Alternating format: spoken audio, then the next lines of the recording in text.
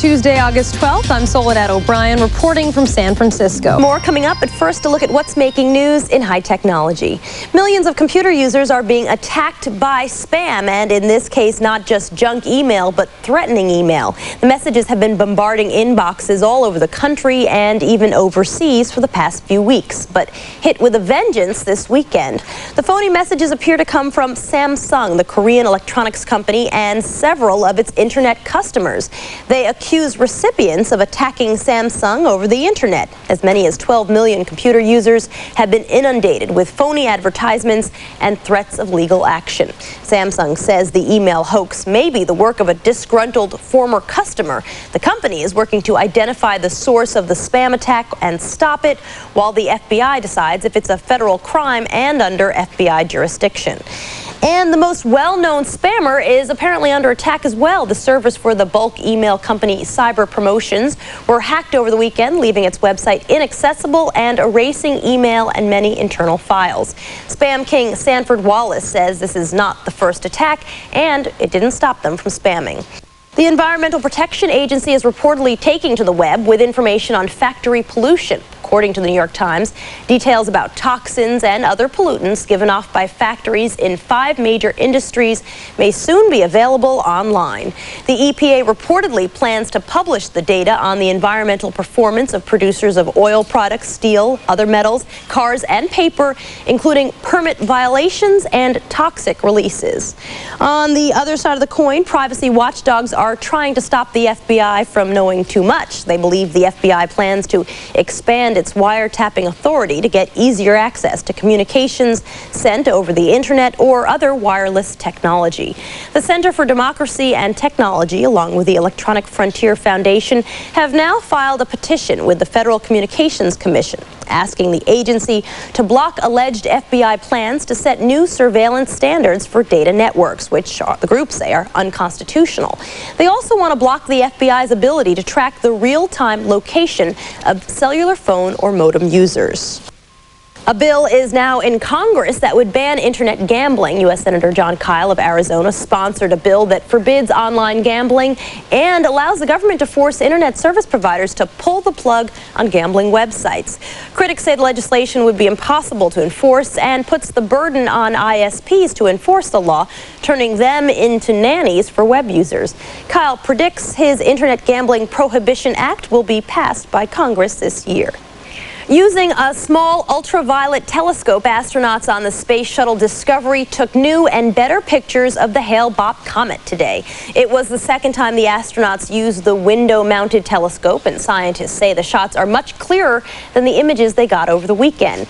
The crew then beamed down the grainy gray and white images, which were shown on a large screen in mission control.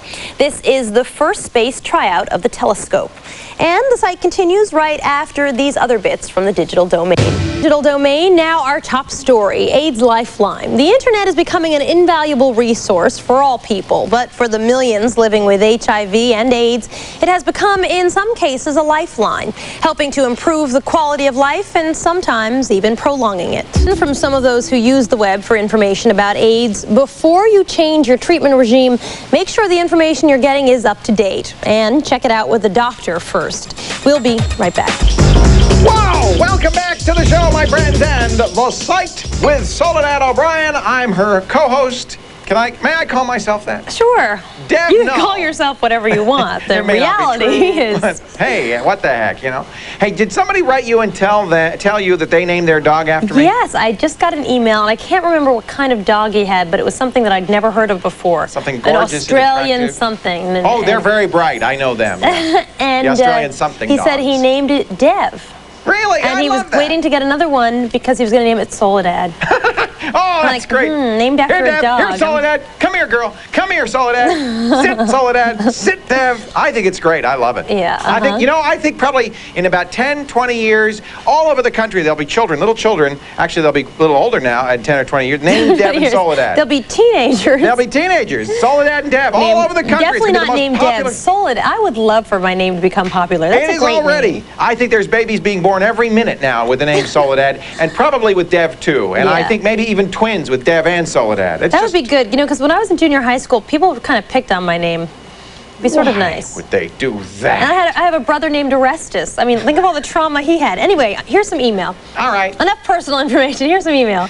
This is from Ryan, and he's 15. I was reading Cliff Stoll's book, The Cuckoo's Egg, and he was talking a lot about That's his book, by the way, not his life story. Go ahead. the time net. And The I'm time guessing that was the early stages of the internet. I'm also wondering who called it the internet and when it happened. First of all, it's not the early stages of the internet. TimeNet, which I think is still around, was a modem network that you would use to get onto a online service or the internet. You would dial in the TimeNet modem, and then they would connect you to the net. So it was just a service called TimeNet, T-Y-M-N-E-T. Who named the internet? Well, I don't know exactly who, the early pioneers, but it's a logical name. It's the network of networks. It's an internet work. So it was Right, almost but like the somebody obvious name. That's actually a good question. I mean, Oh, I could look it up. Probably, the you know where I obvious could find name. that? Katie Hafner wrote that great book, Where Wizards Stay Up Late, Right. The History of the Internet, which I recommend, by the way, if you're interested in this stuff, and I'm sure in there she somewhere wrote it with says a co-author, too. that. Probably did. Yeah. Probably like Dev, he'll get no credit either, right? Katie Hafner, that's the name to remember, folks. She's the real brain.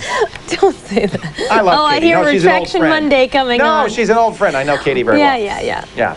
Okay, can I go on? I won't say how well. This is from Morgan. I'm sure We you're go way back, though. I'm sure you're familiar with the old saying, if a tree falls down in the forest and Yes. nobody's around, does it make a sound? Sure. Well, if somebody puts something on the internet and nobody visits it, is it really there? Yeah, my webpage, exactly. That's the story of my webpage. Well, that's a good question. You know, it's true that you could very easily put up a webpage that literally no one goes to see. But I mean, someone would go. Your how true would they friends know? would go. Yeah, you have to tell people. That's right. Unless you tell people, though, nobody would know it's there. And you're right, it wouldn't really exist, would it? I mean, it would exist, but if nobody ever went there, how Right. would they know? It's a You big could go there. philosophical question. This one is the from... Bishop Barkley came up with that, by the way. Did you know that? No, I didn't. This Bishop is from Barkley. Big Dave. I have no idea what Soledad sees in Bruce. He must mean Brad. Anyway, what's the best way to clean the gunk that collects on the rollers of my mouse? I would get Bruce to clean it. Bruce? Who's Bruce? I don't know. I think he means Brad. Oh, Answer the question. Yeah, use denatured alcohol and a Q-tip is what I do. You just, the alcohol dissolves that gunk and the Q-tip cleans it right off. All right, Just Jeff. whoop, zip, gone. Thank you very much. The site returns right after this. I know who Bruce is. Who's Bruce? Bruce is your houseboy. Bruce Willis? My houseboy. Yeah. First of all, I have Sorry, an Jimmy, apartment, so I have an apartment boy. Nothing to worry Which about, I to wouldn't me. have anyway. She's over, Bruce. It's over. Don't worry about it. It never was. Tonight's Side of the Night takes us on board a Viking ship recreating the journeys of Leif Erikson. Nirav Tolia joins us now from Yahoo, a member of our corporate family, to sail through Viking Voyage 1000. Welcome. Thanks. So the voyage that this guy is recreating is from Greenland to Newfoundland. Right. Who's the man, who's the captain, and why is he doing this? It's a gentleman named Captain Hodding Carter, and he's a guy who, when he was in 5th grade, he read this book about Vikings. He became very interested in their adventures and this and that. And 5 years ago, in 1992, it was the 500th anniversary of the Columbus voyage to the New World. He wanted to recreate Ericsson's voyage to the New World, which was 1,000 years ago, so even 500 years before Columbus. So he created this foundation called the New Vinland Foundation, and ever since 92, he's been putting together this voyage, which he is currently on. It's a really interesting trend, actually.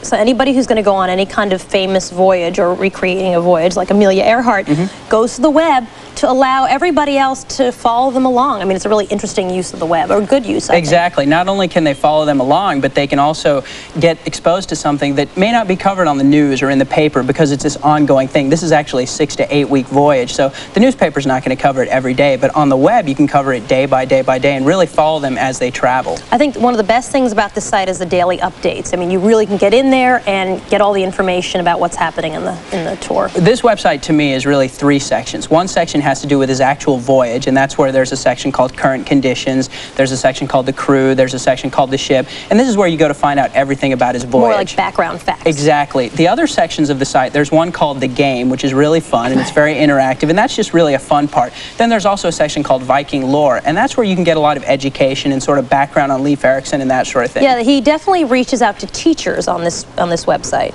Right, there's a section called Education Station, and I think he really wants to make this something that everyone can use. So if you just want to use it for entertainment, you can go in there and play the game. If you want to use this as a learning aid, the teachers can go on and see how they can use this with their classrooms, right?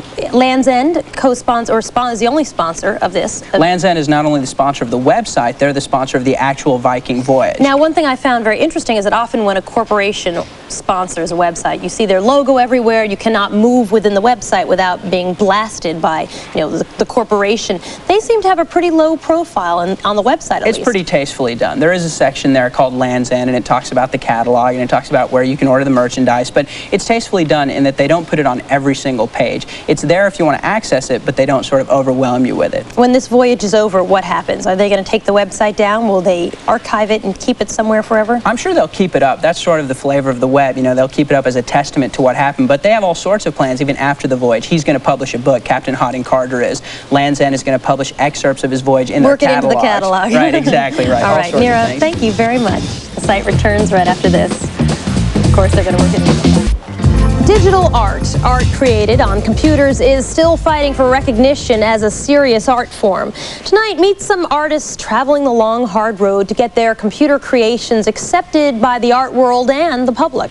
Online, our web team has put together a special resource guide to other art communities online. Check it out by logging on to thesite.com and clicking on the link to the Site Tonight page. We'll be right back. Site essayist Cliff Stoll is on location again, tonight taking us to the Albright Knox Museum in Buffalo, New York, for a few thoughts on the reality of chat rooms. Tonight, coming up tomorrow night on the site, contests in cyberspace. If you're into sweepstakes and giveaways, tune in tomorrow night when Sal and Steph show us what they found online. That's Wednesday night on the site. And don't forget to check out our website at thesite.msnbc.com or www.thesite.com. I'm Soledad O Brien. Good night.